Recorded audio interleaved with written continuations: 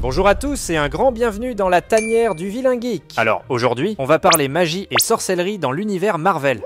Mais plus spécifiquement, on va plonger dans l'univers de la sorcière Agatha Harkness. Et question de vous préparer pour sa série sur Disney+, on va décortiquer les différences entre la version comics et celle du MCU. Et par la même occasion, je vais vous faire un petit tour d'horizon des différentes formes de magie dans l'univers Marvel. Vous allez voir, c'est fascinant. Mais attention, pour ceux qui ne la connaissent que par WandaVision, accrochez-vous bien. Parce que la Agatha des comics, c'est une autre paire de manches. Dans les comics, elle est plus complexe, oscillant entre le bien et le mal, avec une morale, disons flexible. On est loin de la méchante manipulatrice de la série. Mais ça, on en reparlera plus tard. Avant de plonger dans le vif du sujet, n'oubliez pas de liker la vidéo, de vous abonner à la chaîne et d'activer la cloche des notifications pour ne rien rater des prochaines aventures dans la tanière. Donc sur cette note, eh bien, c'est parti!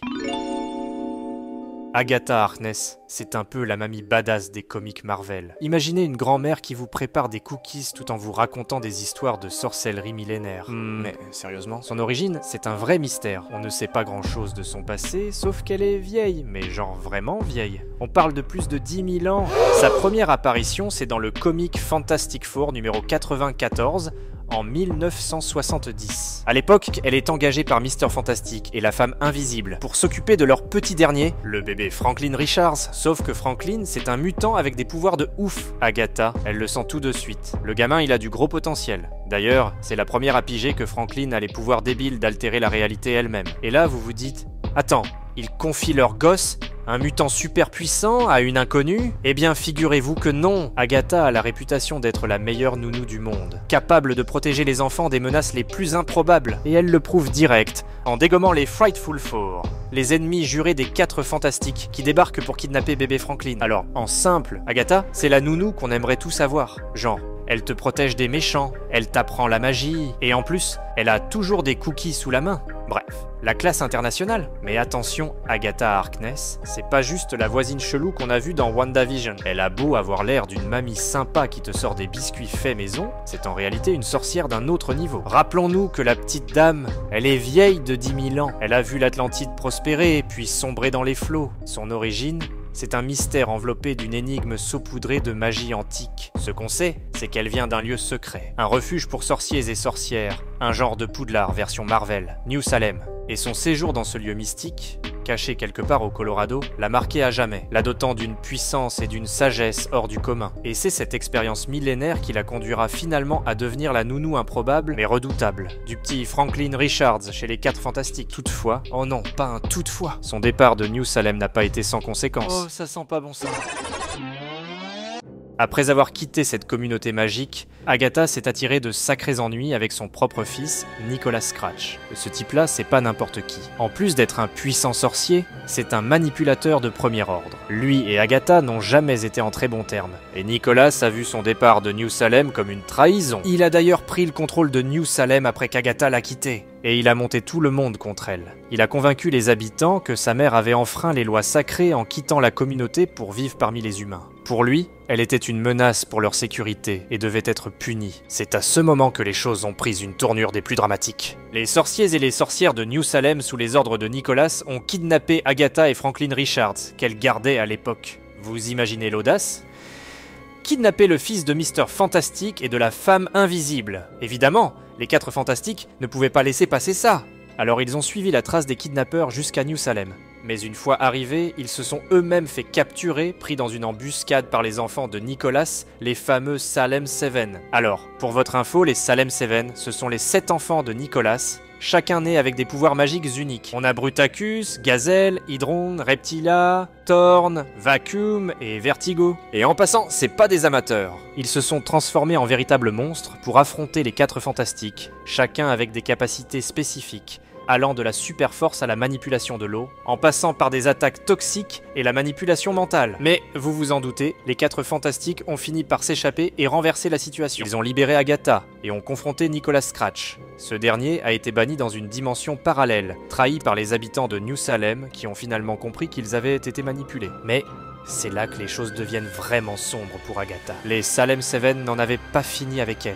Lors d'un rituel annuel à New Salem, ils ont réussi à capturer Agatha. Et, dans une scène digne des procès de sorcières de Salem, ils l'ont condamnée à être brûlée vive. Wow! Vous avez bien entendu, Agatha Harkness, la sorcière millénaire, a été exécutée par ses propres petits-enfants. Toutefois, c'est loin d'être la fin pour notre Agatha, qui sera ressuscitée sous une forme beaucoup plus proche de sa contrepartie dans le MCU, tant au niveau physique que moral. Mais ça, on y reviendra dans pas long. Bon, avant de parler de la nouvelle Agatha dans les comics ou même de sa relation avec Wanda, il faut comprendre les vraies origines de sa sorcellerie, car il s'avère que ces origines sont intimement liées à l'évolution d'Agatha et celle de Wanda. De plus, les vraies origines de cette sorcellerie portent sur un concept très important de la série, soit l'infâme route des sorcières, alias The Witch's Road. Pour faire simple, la magie chez Marvel Comics, ça se décline principalement en deux saveurs, l'énergie ambiante et l'énergie extradimensionnelle. Doctor Strange, il est plutôt du genre à piocher dans les dimensions obscures, à emprunter la puissance d'entités cosmiques puissantes comme les Vishanti. Wanda, elle canalise le chaos, une énergie primordiale provenant du démon Cheton, dont on va aussi parler dans pas long. Mais Agatha, elle puise sa puissance directement de l'énergie ambiante de l'univers, la force même de l'existence. Et comme cette énergie est partout, Agatha, elle peut faire des trucs de dingue. On parle de téléportation, de manipulation du temps, de sorts de protection surpuissants. Et le truc dingue, c'est qu'elle utilise cette énergie brute sans passer par des incantations ou des artefacts. Elle la maîtrise comme personne. Par contre, faut savoir que le concept de la magie et de la sorcellerie a beaucoup évolué chez Marvel, et les détails deviennent un peu flous dans les comics.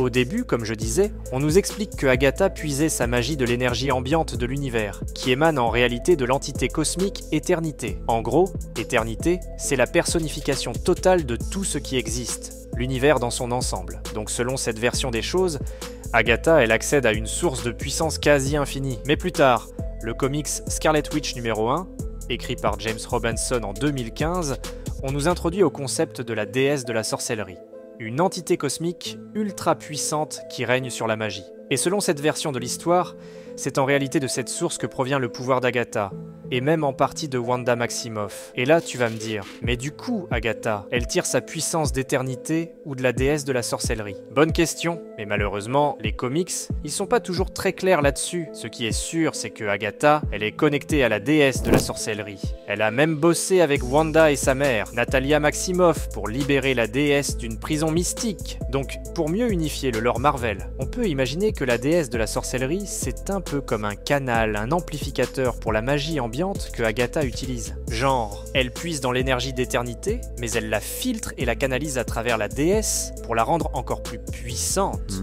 En tout cas, moi c'est comme ça que je me l'interprète. Mais dites-moi dans les commentaires si ma petite interprétation fait du sens. D'ailleurs, en parlant de la sorcière rouge, là où la série WandaVision diverge considérablement des comics, c'est dans la représentation de sa relation avec Wanda. En effet, dans les comics, Agatha prend Wanda Maximoff sous son aile en tant qu'élève prometteuse bien avant son exécution à New Salem.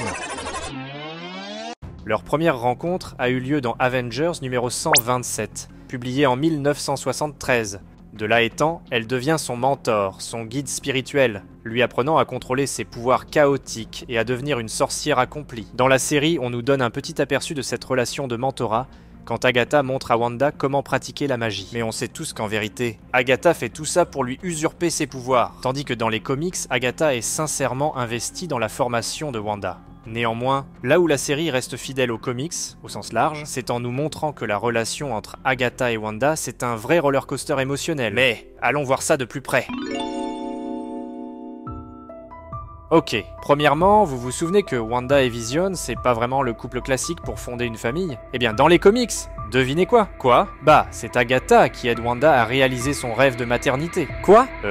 Ouais, sauf que, accrochez-vous bien, car au début, c'est l'énergie vitale d'Agatha elle-même, suite à sa mort, qui est utilisée par Wanda pour donner vie aux jumeaux.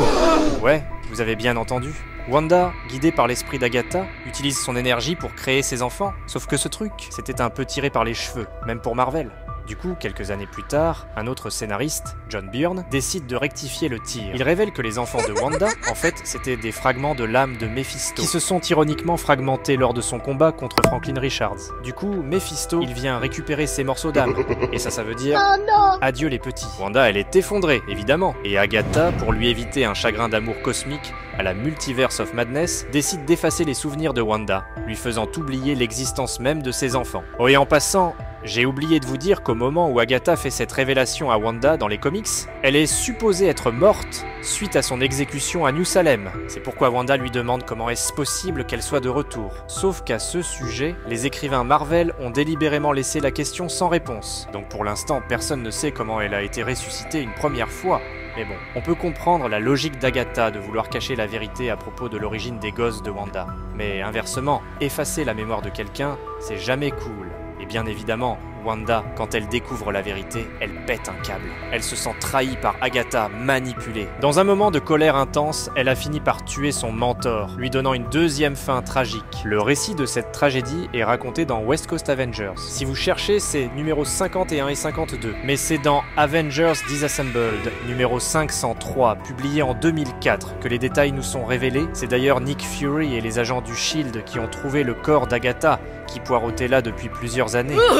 Chose certaine, tous ces événements ont un lien direct avec la descente aux enfers de Wanda, qui dans la série House of M a carrément décimé 98% de la population des mutants en leur enlevant tout leur pouvoir. Sauf que cette histoire, ça sera pour une autre vidéo. Dites-moi dans les commentaires si vous voulez ça. Il me fera plaisir de vous raconter cette histoire des plus dingues du lore Marvel.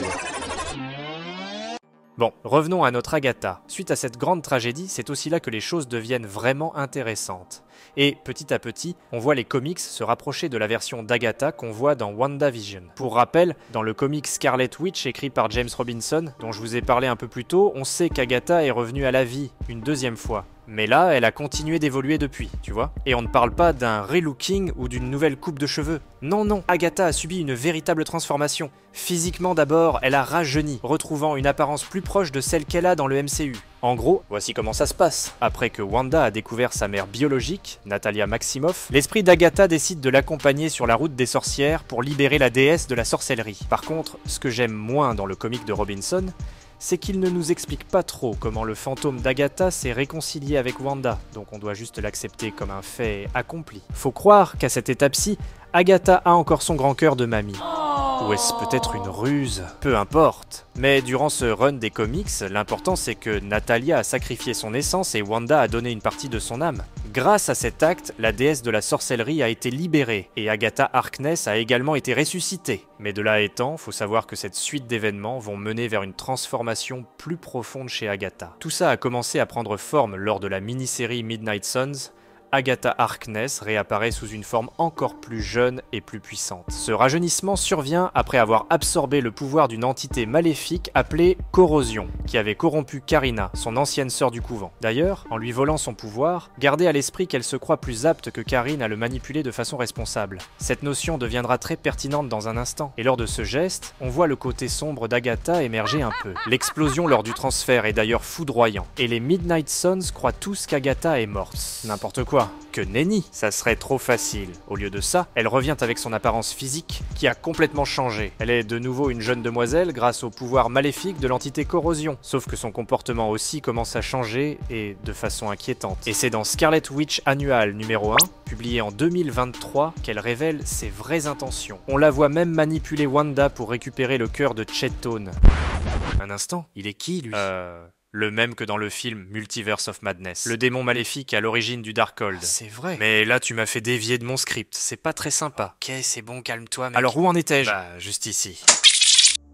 Mais pourquoi Agatha agit-elle de la sorte? Bah, tout d'abord, faut comprendre que Wanda, dans les comics plus récents, elle aussi a subi une énorme transformation. Et depuis, bah, elle est juste trop cheatée, genre cheatée au niveau 9000, tu vois? En fait, même si Wanda a toujours été puissante, après avoir absorbé le Darkhold, le livre des sorts interdits, et carrément fusionné avec Chetone, le dieu du chaos, elle est passée dans une autre dimension. On parle de distorsion de la réalité à très grande échelle, de contrôle absolu sur la magie. Cette fusion nous est présentée dans le comics Darkhold Omega numéro 1, publié en 2022. Mais je vous préviens, c'est une histoire complètement dingue. Et si vous avez la frousse des histoires de démons, évitez de lire ça. Mais si vous aimez ça. Ce récit est des plus croustillants, je vous assure. Mais bon, tout ça pour dire que Wanda est devenue une force cosmique, quoi, capable de remodeler l'univers à sa guise. Et le plus fou, c'est qu'elle arrive à contrôler parfaitement cette puissance démentielle. Elle est devenue plus sage, plus responsable, en théorie. Ouais, parce que Agatha, elle a des doutes. Elle pense que Wanda n'est pas vraiment capable de contrôler Chethone et le Darkhold indéfiniment. Elle la teste, la pousse dans ses retranchements, la manipule même pour récupérer le cœur de Chethone.